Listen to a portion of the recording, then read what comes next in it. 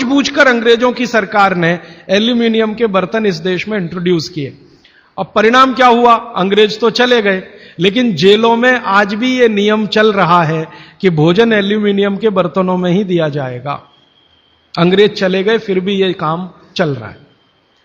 और अब मुश्किल यह हो गई है कि वो जेलों से हमारे घर में आ गया, और हमारे घरों से ज्यादा गरीबों के घर में आ गया।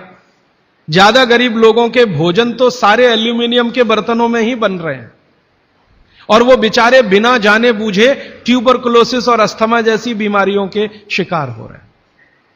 तो भागवत जी का सूत्र तो बहुत सरल है, सिंपल है कि जो भोजन को बनाते समय सूर्य का प्रकाश या पवन का स्पर्श ना मिले वो भोजन कभी नहीं करना। मैंने उदाहरण के लिए आपको समझा दिया कि प्रेशर कुकर का भोजन नहीं करना, क्योंकि ये जहर है।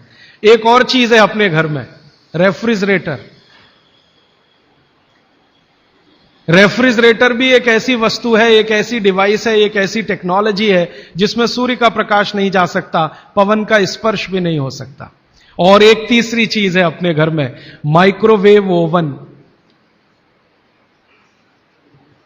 इसमें भी सूर्य का प्रकाश नहीं जा सकता, पवन का स्पर्श नहीं हो सकता। मतलब सीधा सा यह है कि आधुनिक तकनीकी से बनी हुई चीजें जो हमारे घरों में आई हैं पिछले 15-20 वर्षों में, भागवत जी के अनुसार इनमें रखा हुआ पकाया हुआ भोजन विष है, तो ना करें। नहीं तो क्या होगा?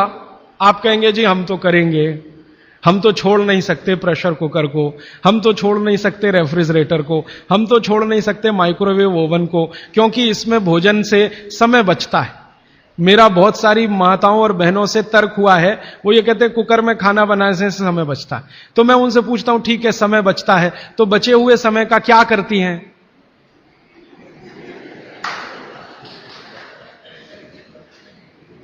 तो ज्यादातर माताओं बहनों का उत्तर है सास भी कभी बहू देखते हैं। इधर प्रेशर कुकर में खाना बना के समय बचा, फिर हमने टीवी के सामने वो समय इन्वेस्ट कर दिया, तो नेट रिजल्ट क्या? और फिर मैं जब उनको समझाता हूं कि ये जो आपने आधा घंटा या 1 घंटा समय बचाया भोजन पकाने में, ये आपका घंटों घंटों हॉस्पिटल में खराब कराएगा। तब 2 घंटे रोज के हिसाब से मान लो बचा लिया, और साल भर में आपने 700-800 घंटे बचा लिए, कल्पना करो। फिर एक दिन हॉस्पिटल में भर्ती हो गए और 2-4 महीने वहां निकल गया, नेट रिजल्ट क्या? वही 0 का 0।